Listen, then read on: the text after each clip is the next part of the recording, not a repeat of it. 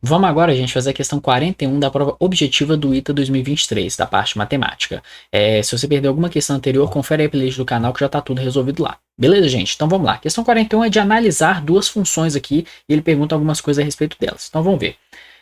Sejam f de duas funções reais e ele quer saber as coisas aqui. Vamos para a alternativa 1. G de x é maior ou igual a zero para todo x real. Gente, isso é mentira, porque olha só, se eu pego a primeira questão aqui, né? Eu tenho que g de x é igual a 3 elevado a x menos 2 elevado a x. Olha o que acontece se eu pego um x negativo, qualquer x. Vamos pegar, por exemplo, menos 1, né? O mais simples possível. Se eu pegar o g de menos 1, eu vou ter que isso é 3 elevado a menos 1 menos 2 elevado a menos 1. Ou seja, isso é 1 terço menos 1 meio. Só que 1 meio é maior do que 1 terço. Então isso aqui vai dar uma expressão negativa. Ou seja, g de x não é sempre positiva. Ok? Então, essa afirmativa aqui está falsa. Vamos agora para a segunda. A segunda que é um pouquinho mais chata, tá, gente? Olha só. Segunda alternativa, segunda afirmativa, na verdade, né? Eu tenho que f de x tem que ser maior ou igual a g de x para todo x real. Eu vou definir aqui uma função, gente, o h de x, que ele vai ser f de x menos g de x. Por quê? Se o f de x tem que ser sempre maior que o g de x, então f de x menos g de x tem que ser sempre positivo, né? É o que ela está querendo dizer.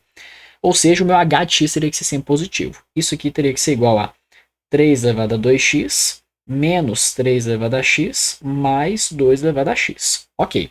Mas vamos melhorar um pouquinho essa expressão. Eu vou botar um 3 elevado a x em evidência. Vocês já vão entender por quê. Isso aqui vai dar 3 elevado a x vezes 3 elevado a x menos 1 mais 2 elevado a x dividido por 3 elevado a x. Porque eu botei um 3 elevado a x em evidência onde ele não existia. Né? Então fica assim, ó, 2 terços elevado a x. Tudo bem?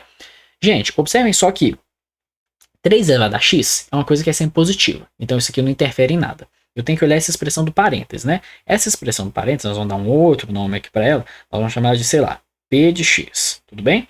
E agora eu vou analisar esse p de x aqui. Olha só, eu tenho aqui p de x tem que ser igual a 3 elevado a x mais 2 terços elevado a x menos 1.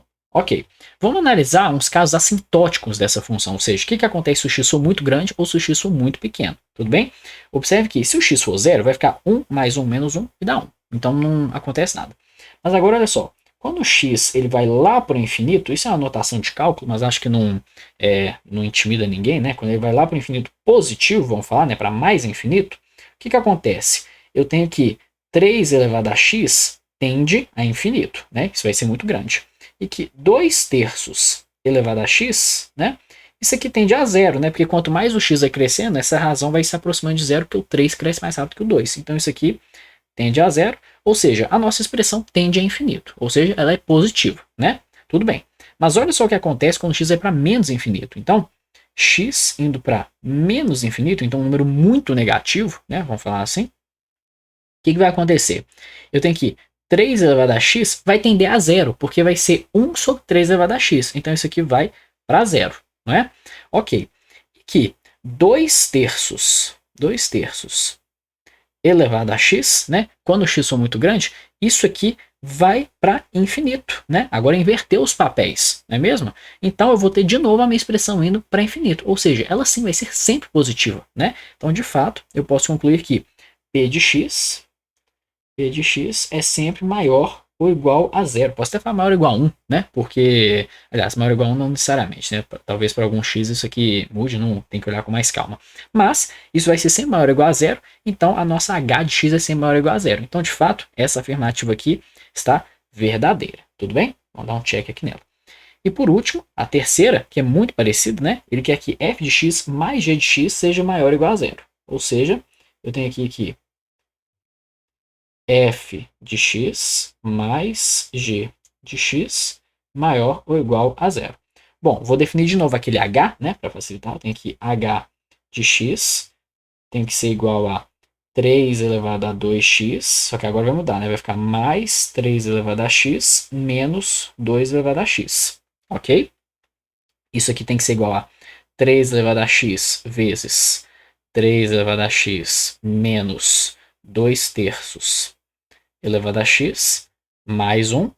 E aí, gente, a gente já consegue agilizar aqui nossa análise, né? Chamar isso aqui de novo de P de x. Só que o que vai acontecer? Por causa desse sinal de menos, a minha expressão vai poder ser negativa eventualmente, né? Eu já vou analisar de cara o caso problemático, é o quê? Se eu fizer x indo para menos infinito, o que vai acontecer aqui? O 3 elevado a x, ele tende a zero, mas o 2 terços elevado a x, certo? Isso aqui tende a infinito. Só que como tem um negativo aqui, isso vai tender a menos infinito, ou seja, a expressão vai ser negativa. Ou seja, P de x é menor do que zero, é menor que zero para algum x, né? Não sei exatamente qual vai ser, mas eu sei que para x muito pequenos, muito negativos, isso vai acontecer. Ou seja, essa afirmativa aqui tem que ser falsa, tudo bem?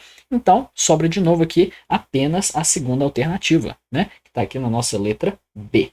Tudo bem? Então, gente, uma questão de análise de função, né? Que a gente usa uma coisa muito básica do cálculo, que é o cálculo de limites, né? Mas assim, acho que é bem razoável o que a gente fez aqui, não vai intimidar ninguém. Tudo bem? Então, questão 41, letra B.